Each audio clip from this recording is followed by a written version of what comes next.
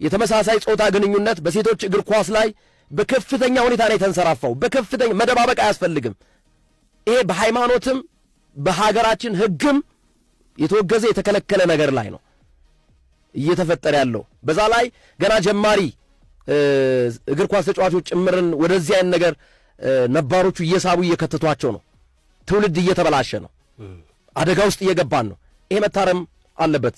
ትንሽ እናንሳው ሶፊ፣ ይሄንን ጉዳይ አይ ትንሽ አይደለም በደንብ ነው የምናነሳው። ግርምዬ ድምጾችም አሉን፣ ድምጾችንም እንለቃለን። ያው ግርምዬ ረጅም ጊዜ በዚህ ጉዳይ ላይ ረጅም ጊዜ ስንሰራ ነው የቆየ ነው። በነገራችን ላይ ምስጋና በተለየ መንገድ ግርምሾም እንዳመሰገንከው ምን ያህል ጌታቸው ጅቦን ከልብ እናመሰግናለን። ብዙ መረጃዎችን በመስጠት ብዙ መረጃዎችን በማቀበልና የተለያዩ የስለላ የሚመስሉ ተግባሮችን በመስራት ጭምር በጣም ጠንካራ ስራ መስራት የቻለ ነው። ይሄ ፕሮግራም ወደ አየር ላይ እንዲወጣ አንዱ ምክንያት ነውና በጣም ከልብ እናመሰግናለን ይህንን በማድረጉ። ይህንን ነገር እንግዲህ ብዙዎች ይደባብቁታል፣ ብዙዎች አይቶ እንዳላዩ ያልፉታል።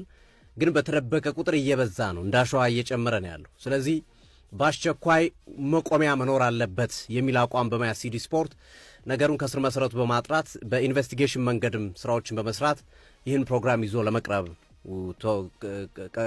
ተገዷል። ይሄ እንግዲህ ትውልድ የሚያበላሽ የነገ ትውልድ አሁን ትሰማለህ ግርምዬ የሚለቃቸውን ድምጾች የቀድሞ ተጫዋቾች እነ ህይወት ደንጊሶ እናት ልጅ አልባ ማድረግ ምን አይነት መጥፎ ስሜት እንደሚሰጥ አስቡት እያለች ነው እሷ ስትናገር የነበረውና የመጀመሪያውን ድምጽ